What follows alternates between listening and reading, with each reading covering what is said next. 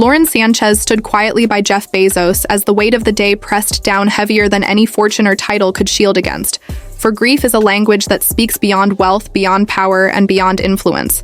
And in that moment, as Jeff said his final goodbye to his mother, all the cameras, all the headlines, and all the speculation about their lives seemed to fade into the background, replaced by the human truth of loss and love. Lauren's presence was steady, not loud, not showy but visible to anyone watching.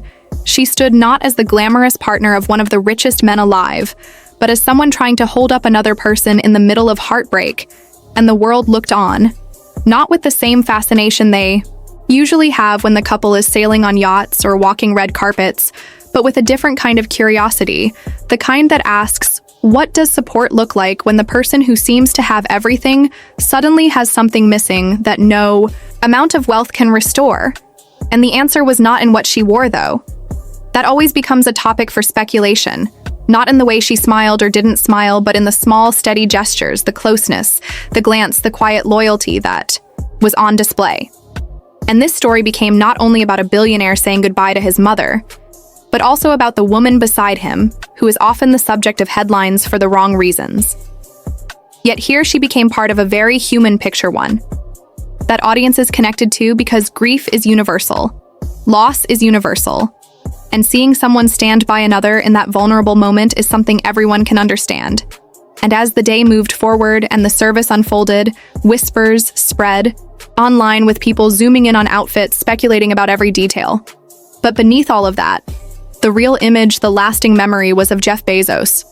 Not as the tycoon, but as a son, and Lauren Sanchez not as the headline name, but as a partner offering presence in silence, and in that silence, audiences found themselves pulled in, wondering not what yacht they would board next, not what empire they would expand, but how even the most powerful among us carry the same weight of goodbye when it comes to family. The service moved with the slow passage of time that funerals seem to create a kind of suspended atmosphere where minutes stretch into hours and every detail feels heightened, every whisper, every step, every glance carrying meaning beyond its surface. And in that suspended moment, the presence of Lauren Sanchez beside Jeff Bezos continued to draw quiet attention because while the world may know them for extravagance and bold displays, this was the opposite. This was a moment stripped of spectacle, and in that absence of glamour, a different kind of story was being written. One that audiences could feel, because grief does not choose by status. It does not bend for money or position. It simply arrives and demands to be carried, and as Jeff walked forward to honor his mother, there was something raw in his eyes that people are not used to seeing, a glimpse of fragility in a man so often associated with strength and ambition and power. And in that fragile glimpse, Lauren's role became clearer. Not as someone to command attention, but as someone to shield, to hold, to steady without words. Because sometimes the most powerful support comes in silence, and audiences watching from afar, through the lens of media outlets, and social feeds felt a shift. They leaned closer not to see jewelry or couture, but to see if in those moments they could catch what it means to be human, even at the heights of privilege, and what they saw resonated, because Lauren's closeness became a reminder that partnership at its core is about presence in the hardest hours, and that no matter how much people might debate motives or gossip about intentions, there are times when the truth of companionship shows itself without explanation. And as the service continued, stories of Jeff's mother began to pour forth from those who knew her. Her kindness, her strength, her influence on the man her son would become. And the weight of legacy settled into the room and onto Jeff's shoulders. While Lauren remained close enough to be felt like an anchor, and audiences thought about their own mothers, about the inevitability of goodbye, and about how no amount of achievement can prepare someone for that farewell, and that connection kept them watching, kept them listening, kept them scrolling, because in that moment, the story was not about billionaires, but about something each viewer carries deep inside. And as the day unfolded, speculation inevitably turned outward into commentary. About wardrobe, about demeanor, about who stood where and who did not. But under all those surface layers, the deeper current remained untouched. The recognition that grief levels every playing field. And what stood out most in that leveling was the quiet, steady way Lauren kept her presence close to Jeff, not commanding, not distracting, but simply standing. Which is harder than it seems. Because in silence there is strength, and in stillness there is power. and the audience kept following. Because they were not only watching a funeral, they were watching how people handle loss when the world is watching, and how love or loyalty expresses itself without needing to be loud or dramatic. And Lauren's presence became a point of curiosity, not just in terms of fashion or optics, but in the question of what it means to be there for someone in their darkest hours. And so the narrative expanded and flowed online, people commenting, some supportive, some critical, some speculative, but woven. Through those reactions was the unspoken truth that what they were seeing was recognizable to anyone who has ever stood at a funeral, held a hand, whispered words of comfort, or simply stood in silence beside someone who could not stand alone. And that truth connected across borders, across languages, across divides. Because grief is one of the few experiences that equalizes humanity. And in that connection, viewers found themselves reflecting on their own lives, their own losses, their own people. They have stood beside or wished someone had stood beside them. And that reflection is why the story did not end with the service, but stretched forward, carried by audiences who continued to discuss, to wonder, to analyze not only the details of Jeff and Lauren, but the broader weight of the moment itself. And as time pressed forward, images of the funeral circulated, headlines shifted tone from glamour to gravity. And for once, the story was not dominated by speculation about yachts or businesses, but about family, about the fragility of life, and about the presence of those we choose to hold close when everything else falls away. And in that narrative, Lauren Sanchez's role transformed from subject of gossip to figure of loyalty in the eyes of many. And while critics remained, as they always do, the audience that connected emotionally found themselves more curious, not about her dress or jewelry, but about what it takes to stand quietly in someone else's storm. And as days passed, the conversation did not end, because funerals have a way of echoing not only for the family, but for those who witness them, reminding all that no one escapes the goodbye. And each person who watched felt that echo differently. Some with tears, some with memories, some with unspoken questions, but all with curiosity for what comes next. Because the story of loss never ends at the service. It stretches on into how those left behind carry forward. And audiences now looked at Jeff Bezos not through the lens of power, but through the lens of a son who must learn to live without the mother who shaped him, and at Lauren not through the lens of headlines, but through the lens of a partner who must continue to hold steady in the days when grief does not show itself on stage, but arrives quietly at night in silence and in memory. And that is where the curiosity deepened, because audiences are drawn not only to spectacle, but to the quiet human truths that they see reflected in others, even those whose lives seem impossibly distant. And that connection is what carried the story forward, fueling the scroll, the narration, the endless conversation that kept people leaning in, wanting to know not only the details of the day, but the meaning behind them. And so the narrative continues not as a closed chapter, but as an ongoing reflection on love, loss, presence, and the small gestures that speak the loudest when words are not enough. Lauren Sanchez Bezos has been one of the biggest sources of support for her husband, Jeff Bezos, and that truth became even clearer last week when the family faced one of the hardest moments of all, because Jacqueline Giese Bezos, known to many simply as Jackie, passed away at her home in Miami at the age of 78. And though her name may not have carried the same recognition across headlines as her son's, her life was woven deeply into the story of the man who would go on to shape industries and redefine the way the world shops and reads and thinks about space. Yet at the core of that legacy was a mother's influence.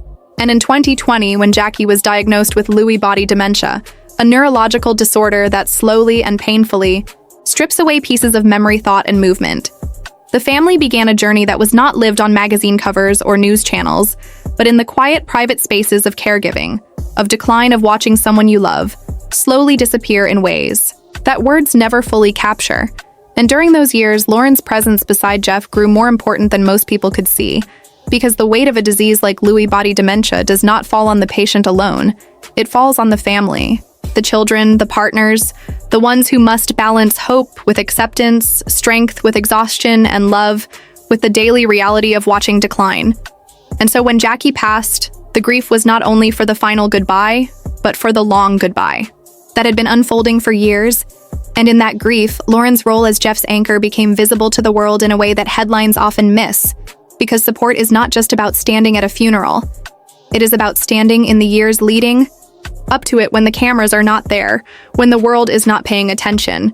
and audiences who learned of Jackie's illness and passing felt a mix of sadness and recognition, because dementia in its many forms has touched so many lives across the world. Families everywhere know the quiet heartbreak of repeating conversations of watching once familiar eyes fade into unfamiliar distance, and in sharing that Jeff Bezos suddenly seemed less like a distant billionaire and more like a son, walking the same road countless others have walked. And Lauren beside him became not just a partner in luxury, but a partner in pain. And that is where audiences felt drawn, in not only to the details of the illness or the funeral, but to the universal truth of what it means to stand by someone in the face of loss that begins long before the final breath. And as people scrolled through the story, as they read, as they watched, they felt not only curiosity about the couple, but also a reflection of their own memories, their own families, their own moments of holding on to loved ones who slipped away piece by piece. And in that reflection, the narrative deepened, carrying forward not only as news, but as a mirror of humanity, reminding that even the most powerful cannot control time, cannot buy health, cannot stop the progression of diseases like Lewy body dementia. And that reminder carried weight with every sentence, with every image, and with every quiet gesture Lauren offered as she stood by Jeff in the shadow of his mother's passing. Lauren Sánchez Bezos has been one of the biggest sources of support for her husband, Jeff Bezos. And that truth has only become more evident in these days of sorrow, because last week, the Bezos family lost its matriarch, Jacqueline G's Bezos, known lovingly as Jackie, who passed away at her home in Miami at the age of 78. And while the world knows Jeff as the builder of Amazon, the dreamer of space exploration, the billionaire, whose name appears across headlines and business pages, it is important to remember that before all of that, he was a son, and Jackie was the woman who shaped his foundation, instilling in him resilience, curiosity, and the drive to imagine more than what was in front of him. Yet despite her strength, Jackie was not immune to the silent cruelty of illness, because in 2020 she was diagnosed with Lewy body dementia, a condition that slowly and relentlessly erodes memory and cognition, leaving families to endure a long, painful goodbye. And for nearly 4 years, Jeff and those closest to him carried that burden, privately balancing moments of clarity with moments of heartbreak, learning the unpredictable rhythms of a disease that steals in fragments. And in those quiet years, Lauren's role in Jeff's life grew more than the public ever saw, because support in such times is not about appearances or events. It is about the unseen patience, the late-night conversations, the quiet reassurances. When fear and exhaustion weigh heavy, it is about walking with someone through the shadow of decline. And audiences who have experienced dementia in their own families felt the connection immediately. They understood the long road of watching a loved one fade, the sorrow of recognizing them one moment and losing them the next, and the helplessness that comes with knowing there is no cure, only care, only presence. And when Jackie passed last week, the finality of the moment carried with it the weight of years of anticipatory grief, the realization that though the family had been saying goodbye in small pieces since 2020, this was the chapter that closed forever. And in that chapter, Lauren's presence beside Jeff was not only about standing at his side during the funeral, but about the countless ways she had already been standing with him in the quiet, invisible battles that dementia brings. And for the world watching this story unfolded, not just as news about the richest man alive mourning his mother, but as a reminder that illness and grief do not discriminate. They reach every family, no matter how wealthy, no matter how powerful. And that reminder resonated deeply, because people scrolling through the headlines did not only see Jeff Bezos. They saw themselves, their parents, their grandparents, their own long goodbyes. And that universality created a bond of empathy, curiosity, and reflection, because it is rare to see the veil pulled back on figures of immense power, revealing that in matters of family, they are no different from anyone else. And Lauren's role within that revelation became clear, not as someone glamorous or controversial, but as someone steady, someone willing to walk through the hardest season, not for attention, but for love and loyalty. And as the story spread across platforms, people leaned closer, not to measure the cost of her outfit or speculate about future plans, but to witness what support looks like when fortune cannot fix what time has taken. And in that witness, audiences found themselves holding onto the narrative longer than expected, because this was not a fleeting headline. It was a human story of a mother's life, a family's grief, and a partner's unwavering Presents last week, Jeff Bezos organized a funeral in West Miami to honor his mother, and though the arrangements were dignified and carefully prepared, the weight of the moment was something no amount of planning could soften because farewells of this kind are never simple and never easy. And as guests gathered in quiet reverence, the focus was not on wealth, not on status, not on influence, but on the simple truth of a son, saying goodbye to the woman who had shaped his beginning and beside. Him through it all was Sánchez Bezos, who held onto his hand throughout the service. And that gesture, small in action but immense in meaning, became the thread that people noticed and remembered, because it is in those quiet moments of touch that loyalty and love speak most loudly, and the audience watching, whether in person or through the images that later spread online, could sense that this was not an event about grandeur, but about humanity stripped to its most vulnerable core. Jeff. The billionaire who built empires was here simply Jeff the son grieving the loss of his mother and Lauren. The woman so often dissected in headlines for her clothes or her public life was here simply a partner anchoring him with a steady hand, reminding him in silence that he was not alone. And people connected with that because they know the comfort of a hand held during grief, the way it steadies the body when words fall short, the way it grounds the heart when emotions threaten to overwhelm, and that detail of her hand in his became more than an image. It became a symbol of companionship at its most profound. Not performative, not forced, but necessary. And as the funeral moved forward, every glance, every step, every pause carried weight for those watching because they were not just seeing a powerful man at a funeral. They were seeing how grief strips away all outer layers, leaving behind only the need for connection. And that is why audiences stayed drawn into the story. Not because of spectacle, but because of the rawness that hand-in-hand moment represented. When the funeral ended and the quiet of West Miami settled back into its streets, the images of Jeff Bezos walking hand-in-hand with Sánchez lingered far beyond the ceremony itself, because moments like that do not simply vanish into private memory when they involve figures so visible to the world. Instead, they echo across headlines, across social feeds, across the conversations people have late at night about love and loyalty and loss. And in those echoes, the story of Jeff Bezos was no longer just about Amazon or rockets or fortune, but about a man carrying the absence of his mother and a partner who chose to share the weight, and audiences connected with that image more deeply than expected because it stripped away the distance that wealth often builds between public figures and everyday lives, reminding everyone that in the end, grief is the great equalizer. It touches billionaires and bus drivers. It enters penthouses and modest homes with the same gravity and the same sting, and what people saw in that moment was not extravagance, but simplicity, not spectacle, but sincerity. The way Lauren's hand remained in his, the way she leaned toward him slightly, as though to absorb what she could of his pain, the way their silence seemed heavier than any words could be, and viewers recognized themselves in that gesture. They remembered holding hands at hospital bedsides, at gravesides, at moments when the world felt like it was falling apart, and in that recognition, the curiosity to keep watching, to keep scrolling only deepened because this was not just their story. It was everyone's story told through two faces that happened to be among the most watched on Earth. And as the coverage spread, some people speculated about the future, about how Jeff would move forward, about what projects would next demand his attention. But beneath those layers, the conversation that mattered most was quieter. What does it mean to love someone enough to stand with them in the darkest hours? What does it mean to hold on when there is nothing you can fix, only the promise that you will not let go? And in that reflection, Lauren's presence became more than a supporting role.